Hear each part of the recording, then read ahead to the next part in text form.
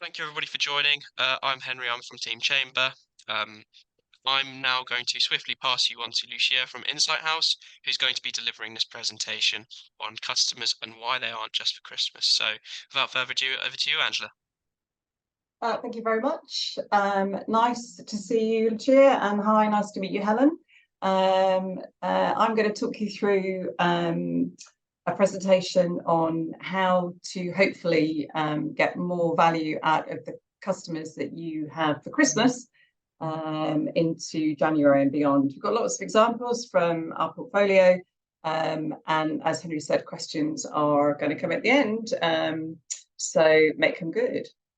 A little bit by introduction of who the Insight House is. We're a customer strategy consultancy. Our mission is to maximise the value really of your customers, and that's through relevance and dialogue. And those are probably two words that I'm going to repeat a few times in the next 20 minutes. We're a team of data scientists. I think they used to be called analysts, CRMers and senior marketeers, and we've got many years experience both client side and agency.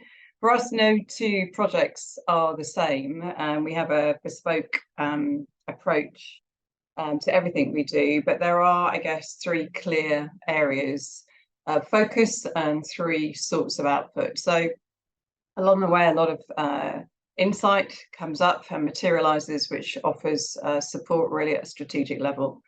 But the first thing is about artistry. So when you think data, you maybe think numbers, charts, tables. What we like to think of is patterns and pictures. So we would go deep into the data. We really do get to know your customers' behaviours and how they interact with you. So we would be walking, if you like, in their shoes with them on your behalf. And the output then needs to be a tangible, usable insight profile. So for us, it's about pictures. And then secondly, in the middle there, it's really about creating some sort of order and focus. So where's the value in your customer base? Where does it lie now? Where will it be in the future? What's the risk of attrition, of loss? And I guess what value levers do you have and how would you use them differently for different customers? So it's about prioritization. And then lastly, we build pathways, or if you look at that slide, train tracks. Anyway, it's simply about who should you talk to, about what and when and how, curating that communication structure. So that's the dialogue part. And all of this is sort of wrapped up in our ability to translate your data into a commercial advantage. We have a broad church of experience. I guess we've been around a while. We are sector agnostic. There's a good mixture in our portfolio. We're B2B as well as B2C, startup to multinational. I guess what's critical for us is that there needs to be an appetite for customer-ness. Not a word, but I'm sure you'll understand what I mean. So let's get to the point. The real issue here is that for all of us, it's a busy time, but Christmas is expensive. It isn't a cheap time of year. And we know that cost of living is really causing a bit of a pinch for our customers. And so we've got to stretch our budgets to their limit to acquire as many customers in the Christmas period as possible and to really beat our competitors. So if we get it right, Santa brings us two presents. Firstly, we get customers who used to shop with us. Maybe they come back, maybe they haven't shopped with us for a whole year, but they're back in the fold. And then even better, Santa brings us a whole load of new customers who haven't shopped or visited us before. Incidentally, if this doesn't happen, give us a shout. We can help you to fix that. That's another story. But that's the real problem, is Christmas is expensive and we put an awful lot of our focus on achieving our budgets at this time of year. So with that in mind, I would really urge you not to forget who your customers are um, in January, because you pack Christmas up, it's back in the loft, it's done and dusted. Please don't forget how important those customers are. You spent an awful lot of money on getting them over the Christmas period.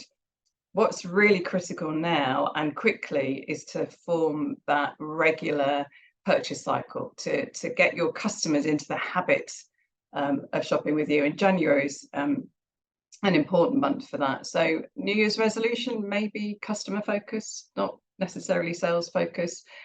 Start that wonderful dialogue. So here are our 6 steps, and we're going to take a little bit of time going through each of these, but here are the 6 steps that we would recommend that should allow you to enjoy the value of customer growth throughout the year.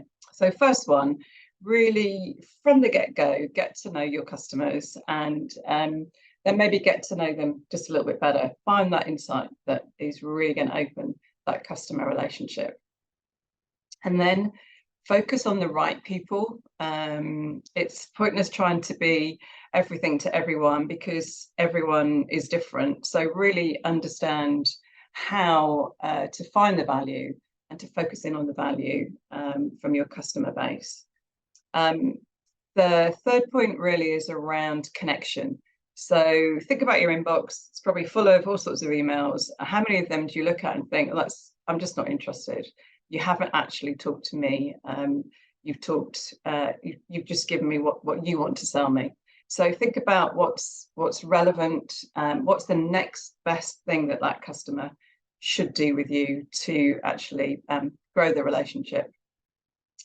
The fourth point is, I think, a critical one at this time of year, and that's around not assuming that your customer is going to want to keep coming back to you, but creating a reason for that habit, that repeat purchase. So we call this reasons to visit or reasons to shop. I'm sure you've heard that phrase, but it's actually creating the relationship rather than passively expecting it to happen, if that makes sense.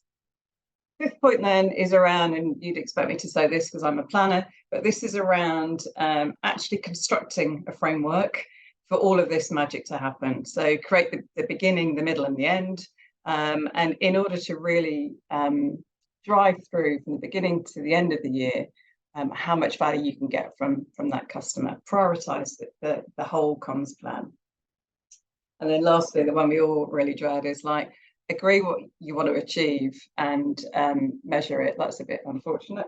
And measure it so that you really do have a clear understanding of just how much your money is earned. It's the return on your investment. So that would have been a classic, Henry, if my battery had run out halfway through, but I think we solved that problem. So let's take each of these in turn. Smooth. I am terribly smooth at this. Okay, so the first one we talked about is really form that understanding of who your customers are. It sounds really straightforward, doesn't it? Do you know who your customers are? We always say yes, but take chocolate, for example. If we were to say to a room full of customers, full of people, do you buy chocolate or don't you? You think that's two straightforward groupings. Well, it is, except those people who don't buy chocolate might have used to buy chocolate. They might have chocolate bought for them. They might be on a temporary denial for being on a diet, if that's the right phrase. All sorts of reasons underneath that straightforward don't. So it's good to explore the negative. But then even the people that say, yep, I'm buying chocolate, I like chocolate, do they buy milk, light, dark, mixed? Do they buy it in, I don't know, luxury, in bags, in boxes? It goes on and on. Do they buy it as a gift? Do they buy it for themselves? Heaven forbid that we actually get into flavors and we get into do you like the orange or the coffee in Rebels? It's coffee for me, by the way. It's a complicated output. So there are many complex intermingling layers, if you like, of behaviours, lots of dimensions, lots of factors that change and influence the way that your customer actually perceives you as a brand. Now, what we do is, as I said before, is we sort of create some sense out of that and paint that picture. It's what you really need, that knowledge of your customers, to get that sort of competitive edge, if you like. But the output of all of the insight and profiling needs to be tangible and relatable. So, for example, we created a segmentation for game retail based on their transactional and engagement data, and we have a special way of creating segments which pulls the data out into dimensions and then needs it back into a much clearer output of segmentation. So for game, we came up with some segments that looked like guys who were deal seekers, people that buy an occasional gift, Call of Duty fans, you name it, a whole different style of shopping at game retail. We presented it back to the board, and it didn't go too well initially. They rejected it. They were really they were really confused, saying, "But all our customers are like us. They're gamers." They had a very internalized view of what their customer base looked like. So for us to make this work, for them to really understand the benefit of understanding their customers, we wanted to take them to where their customers were in an everyday sort of life situation. So we took them to Sainsbury's, could be any grocer, I should say, and we asked them to observe customer behaviour. Was there a group of customers who just popped in for some flowers? Were there people topping up their weekly shop? Were there people who bought one of everything? Were there people that queued up for the new new ranges? Were there people who were looking for a discount? So once that they could see these behaviours in everyday life, it became much more understandable that their customers also behave differently, that their customers were very different, and this whole misperception that their customers were all gamers was removed. And then we could move forward with actually using the segmentation to drive value. So it's all about, I think, making the customers real and making sense of all of the knowledge that you have of your customers and having it in a format then that's useful and relatable. The second thing for us to think about then is who we talk to, and different customers clearly have different values, different opportunities. There'll be customers who are clearly going to grow, a massive potential.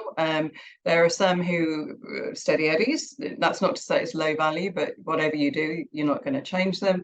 And there are others that have got probably not a great opportunity. Maybe even it's a negative impact on your business. So you need to build your plans and you'll allocate your budget according to, I guess, the right people. And as I said before, you really don't need to talk to everybody all of the time. And these fancy flames, look at that graphic, these fancy flames is an example really of some work we did with British Gas. So when British Gas were afforded the opportunity to sell electricity, so when dereg happened and dual fuel became the big thing, the marketing team, understandably, a group of really great guys, really clever people, put all of their effort into selling electricity to the gas population, the gas base, and they had a large customer base. And they were really, really successful. So a lot of people switched to buying their energy as a dual fuel package from British Gas. But there were some people who just wouldn't budge. So understandably, more budget was chucked over the fence and the efforts were stepped up to get those last few people to convert. But that's where we stepped in. So we did a piece of analysis which showed that there were two important things about this group of customers. First, that they had a really low likelihood to buy another product from British Gas. They bought gas from the gas board. So they weren't going to buy boiler care or plumbing cover or whatever else that British Gas had on offer at the time. They just weren't going to do it. And the second factor was that their propensity, their likelihood of actually leaving, of switching to a different gas company was massively low. So generally they were safe, if you like. So with a bit of testing and a bit of data analysis and proof, we actually got the marketing team to move their budget away from those customers, and they were successfully spending it elsewhere to get a better ROI. And those group of customers, this is my phrase, not theirs, but we left them in a, they were left to pasture, and they were talked about, and we communicated to them things that were relationship level and not cross-sell.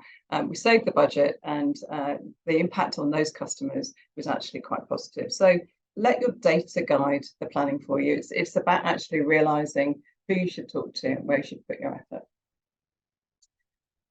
Thirdly, this is around relevance, my favorite word. So music industry was, and pretty much still is, segmented by two things. First, the label, so the label that the artist joins, and then secondly by the genre. So if you buy a Katy Perry CD, you will be entered into the bubblegum pop genre, the mailing list. Now, this happened to me. EMI asked me to segment Katy Perry's audience, profile her audience, so I bought her CD.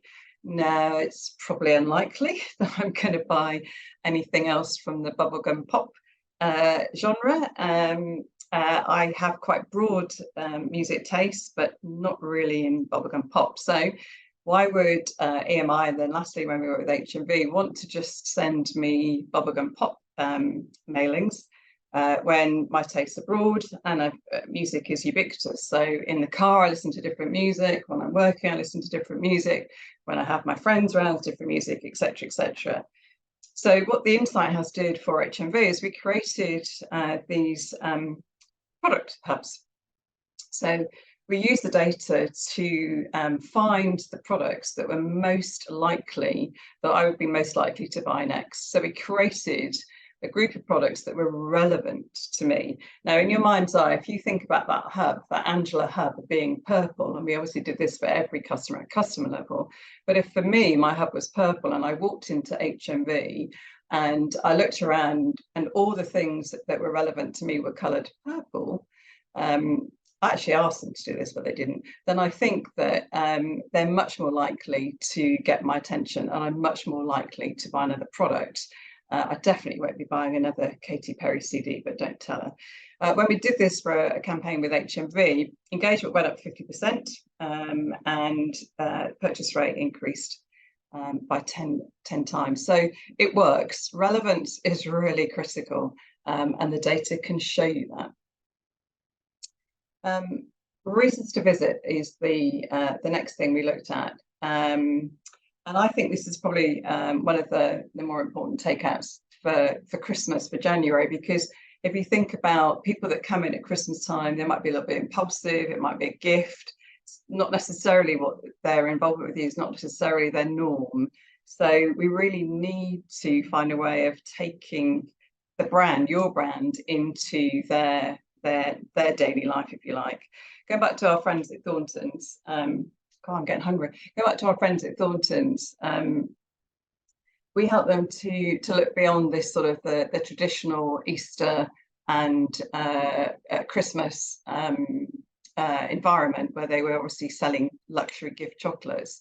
And we started to talk to them about other seasons. Believe it or not, you can buy chocolate for autumn. And gifts for the people who always get this the wrong way around: water your plants and feed the dog. Gifts for neighbours and friends. Celebrating things like, I don't know, starting a new job, passing your exams. So all different reasons outside of Christmas and Easter for buying chocolate. But there was one other thing as well, I think, that we thought is they could go one step further, because they're not just selling gifts. I buy chocolate every day, I could probably admit to that. So why not think about actually taking their sales through to the chocolate part, buy chocolate from you as often as possible. I think reasons to visit, once you start me off, I don't generally stop. So there's always a reason that you can take your brand into that customer's everydayness. It is limitless. I think another example is for Cafe Nero. We worked with them, and obviously COVID was a game changer, as it was for everyone. People weren't buying their coffee on their way into work, getting that morning fix of caffeine, because they just weren't going to work. And then after lockdown, people still were only doing 1 or 2 days in the office. So we had to create a way of changing that behaviour through a new reason, if you like, to go to an era. And we started using the phrase working from Nero. So and many other opportunities for them just to change their way of working with the customer through new reasons to interact. So it's about taking yourself out to the customer and not passively waiting for the customer to make their next purchase. It's quite, I think, a really important thing to think about in January. That way you get those Christmas customers being valuable all year round. So reasons to visit, as much chocolate as possible, I would say. And then we need to talk really about the whole structure of how you pull all of this information together. It needs a robust plan, and like all good plans, it needs a beginning, a middle, and an end. And the beginning is around the current values that you have for those customers or those customer groups. So you could be doing this at a segment level. You could say that segment's got X value, it shops with you on X frequency, they have X number of products in their basket, X number of people visit with them, whatever your metrics are that define your business. And then you use the data and you work out how far you can stretch those metrics for the time period. It could be that you plan over a quarter, over 6 months or a year, whatever suits your business. But at the end of your planning period, how far have you grown that customer? How far do you think you can grow that customer?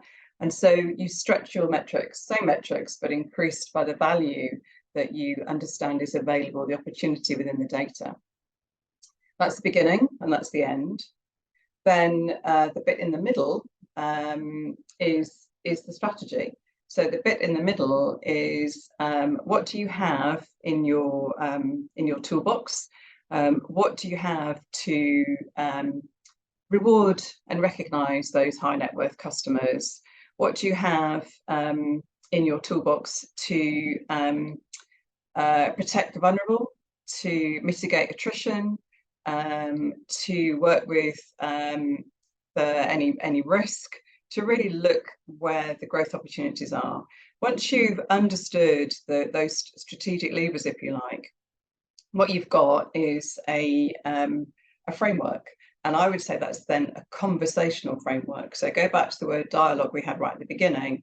You now have the opportunity through that planning period to actually create a framework for your conversation. All of those things can be, you can have that dialogue with the customer to put all of those things at the right time in the right place. Basically what you've built, and that's what we like to call it, is a relationship map. It starts and ends and is driven by the opportunity within your data. So it's a comprehensive plan for all of your marketing activity. And then lastly, what we all need to do is to measure it. And there used to be that phrase, if you can't measure it, don't do it. But I don't think I'm quite that bold, but I would say try hard to. So set your metrics and make them simple. It could just be engagement. It could be a referral, number of reactivations, sales. Just make it a really clear metric, and then work out how you're going to measure it. So do you need a control group? Do you need to do it before and after? What's your methodology going to be for you to actually determine what the result is? So I think it's all about being brave, set the metric, and then measuring it. But the key thing through the process, don't get to the end of the process rather and think, oh, that didn't work. Measure it and monitor it as you go through, and then you can adjust and tweak what you're doing to make the most out of the ROI.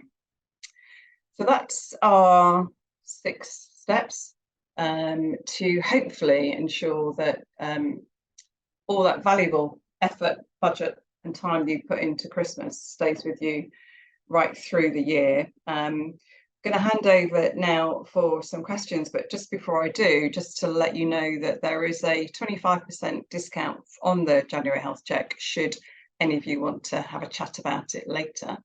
But any questions, please?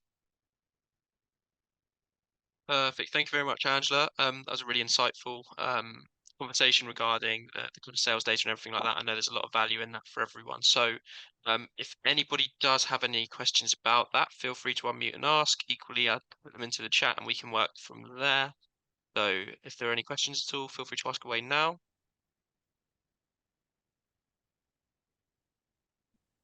I've got one.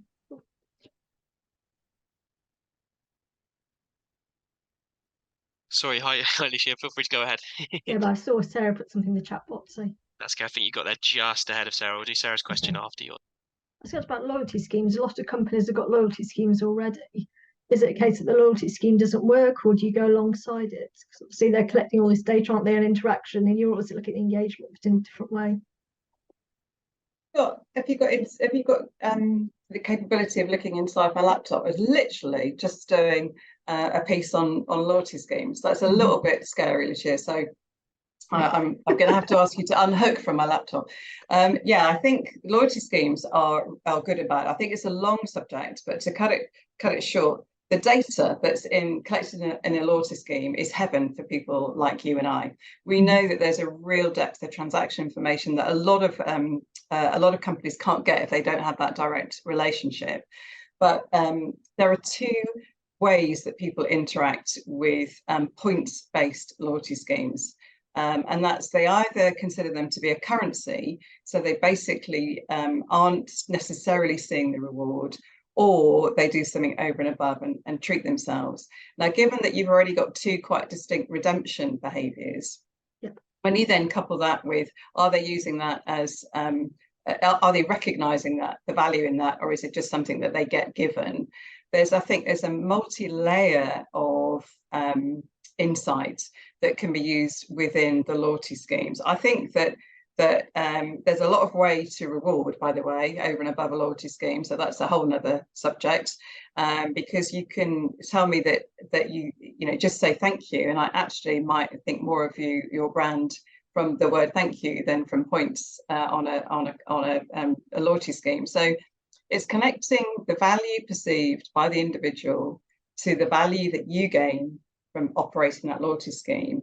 But there is a wealth of data that could really help with retention and customer growth within the scheme collection. So I love them, but I think we could do loads more with them. Brilliant. Thank you. Thank you, Lucia. And Sarah, we've got just enough time for your questions. So would you like to unmute to ask your question, please? Thank you. Hello, Angela. Hello. So I run a service-based company, as do some of the other people in our webinar today. Can you apply some of these principles to a service-based industry when you've not got a physical product like chocolates or coffee to sell? 100%. It's exactly the same. If you have a customer who interacts with you, they still are in a transactional relationship, even if they're purchasing a service.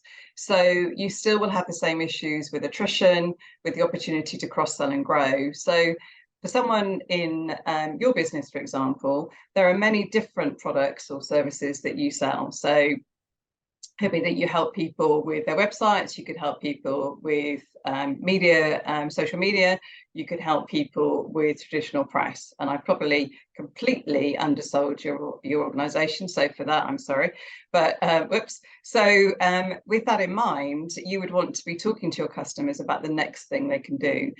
You'd also want to be making sure that you understand that customer in terms of are they likely to be a one-off? Can you actually have a relationship with them on a longer basis? And is there an opportunity for you to grow their value? So services and products are interchangeable in the way that we think about this strategy. Thank you. Perfect. Thank you very much, Sarah. So that brings us nicely to about 1:30. So that will conclude the end of this session. I would just like to thank again Angela Hall for being our gracious host today. I thought it was an excellent session. I hope that everyone who's been here today has found a lot of value in it as well. And I hope you all have a great rest of your day. Thank you very much for coming. Thanks, Henry.